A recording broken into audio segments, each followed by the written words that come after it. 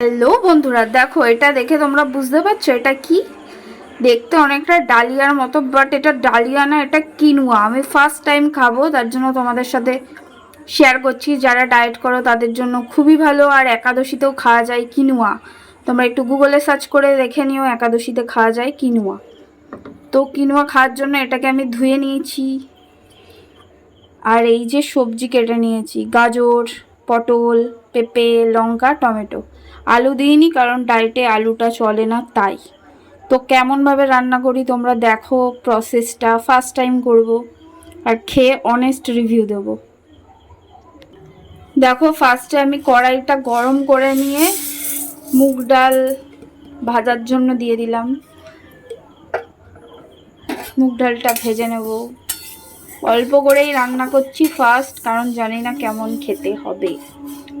ডালটা আর একটু বেশি হলে ভালো হতো, বাট যেইটুকুনি আমার কাছে আছে সেইটুকুনি দিয়ে আমি করব।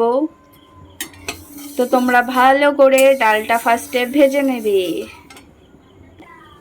দেখো আমার ডালটা ভাজা হয়ে গেছে, কেমন লাল লাল হয়ে গেছে। তো আমি প্রেশার কুকারে রান্না করব যাতে তাড়াতাড়ি হয়। তো চলো দেখতে থাকো তোমরা। ফার্স্টে প্রেশার কুকারের মধ্যে দিয়ে দেবো ঘি।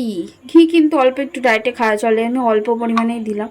যা বেশি পড়ে গেছে, বাট এর থেকে তোমরা কম নেবে, ঠিক আছে? আমার বেশি পড়ে গেছে, আমি আর কমাবো না। এর মধ্যে আমি দিয়ে দেবো দুটো তেজপাতা, একটা শুকনো লঙ্কা, আর 5 ফোড়ন অল্প করে দেওয়ার পর আমি একটু নেড়ে নেব, যাতে একটু এগুলো সব ভাজা ভাজা হয়ে যায়। দেখো অলরেডি ভাজা ভাজা হয়ে গেছে। এর মধ্যে আমি দিয়ে দেবো সব সবজি, যা যা কেটে রেখেছিলাম, তোমাদের দেখিয়ে দিচ্ছি। কেটে রেখেছি, যা যা সবজি কেটে রেখেছিলাম, তো সেই সবজিগুলো দিয়ে একটু নেড়ে চেড়ে নেব। এর মধ্যে আমি দিয়ে দেবো সামান্য পরিমাণে আদা আর লঙ্কা পেস্ট করা দিয়ে দিলাম।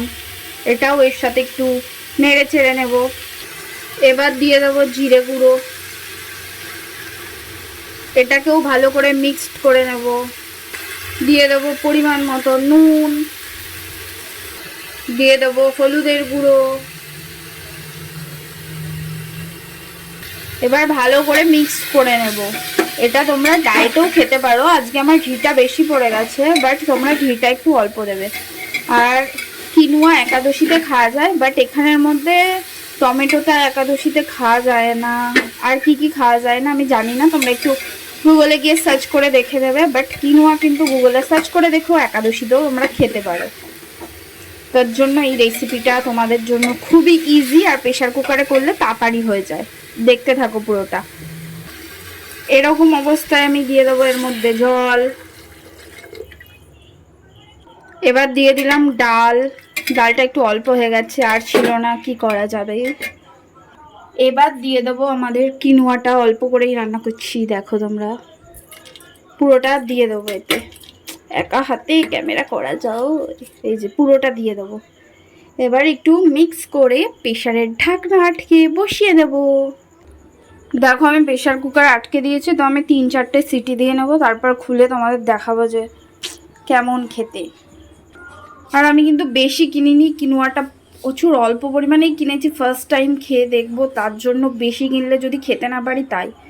আর এইটুকুনি আছে, অল্পই কিনেছি, যদি ভালো লাগে এরপর 1 কেজি কিনবো, আর তোমাদের সাথে অনেস্ট রিভিউ দেবো আমি।